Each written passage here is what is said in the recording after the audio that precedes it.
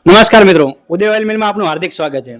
તો મિત્રો, ઘાણીનું સિંગ તેલ ખાવાથી કેટલા ફાયદા થાય છે, તો ચાલો આજે મારી સાથે છે કીર્તિભાઈ, તો એમને પૂછીશું કે આપણે ઘાણીનું સિંગ તેલ ખાવાથી થતા ફાયદા।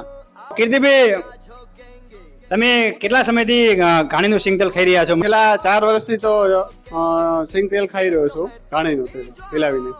કીર્તિભાઈ, ક્યારેક તમારી પાસે મગફળી ન હોય તો પછી તમે ઘાણીનું સિંગ તેલ ખાવાનું બંધ કરી દો છો કે પછી કે ઉદય ઘાણીથી 100% શુદ્ધ સિંગ તેલ તૈયાર લઈ જશો? ના, ઘણી વખત જો અમારી પાસે હાજર ન હોય તો હું આપણી પાસેથી અહીં ઘણા વખત હું લઈ ગયો છું મગફળી। તો કીર્તિભાઈ, તમે જ્યારે ઘાણીનું સિંગ તેલ નહોતા ખાતા એના પહેલા તમે જ્યારે બજારનું રિફાઇન્ડ તેલ ખાતા તો એ તેલમાં અને જ્યારે તમે ઘાણીનું સિંગ તેલ ખાવા મળે એમાં કેટલો ફરક હોય છે? એમાં ઘણો ફરક છે, કારણ કે પહેલા હું બજારમાં લાવીને ખાતો ત્યારે ચામડીમાં ખંજવાળ આવતી હતી, પેટમાં ઓલો એસિડિટી હતો, ને અત્યારે જે આ સિંગ તેલ પ્યોર હું ખાઉં છું ઉદય ઘાણાનું, તો સારો એવો મને રિઝલ્ટ મળે। વસરામભાઈ છે, તો વસરામબા, તમને કેવો અનુભવ છે? હું તો 3 વર્ષથી તેલ ખોજ છું મગફળીનું, અને મારા પોતાની જ પીલાવે એમને કટા હંગરી રાખવાના, જ્યારે જુએ ત્યાં બધો કટો એક કટો પીલાવી અને આપના માધ્યમથી ઉદય ઘાણામાં લાવી અને પીલાવીને ખાવાનું। આમાં શું થાય, કોઈ ભેળસેળ નહીં આવે એમ, અને તેલ સારું એમ।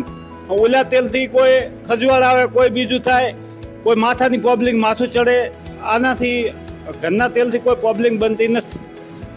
તો મિત્રો, તમે જોઈ શકો છો ગ્રાહકના મિત્રો, મારે તમને ખાસ હાથ જોડીને વિનંતી છે કે તમે ક્યાંય પણ પીલાવો, નજીક સગા સંબંધી આડોશી તમારે ક્યાંય પણ ઘાણી હોય મિત્રો, તમે મગફળી, સરસવ, રાડો ઘાણીનું પીલાવીને જ ખાઓ।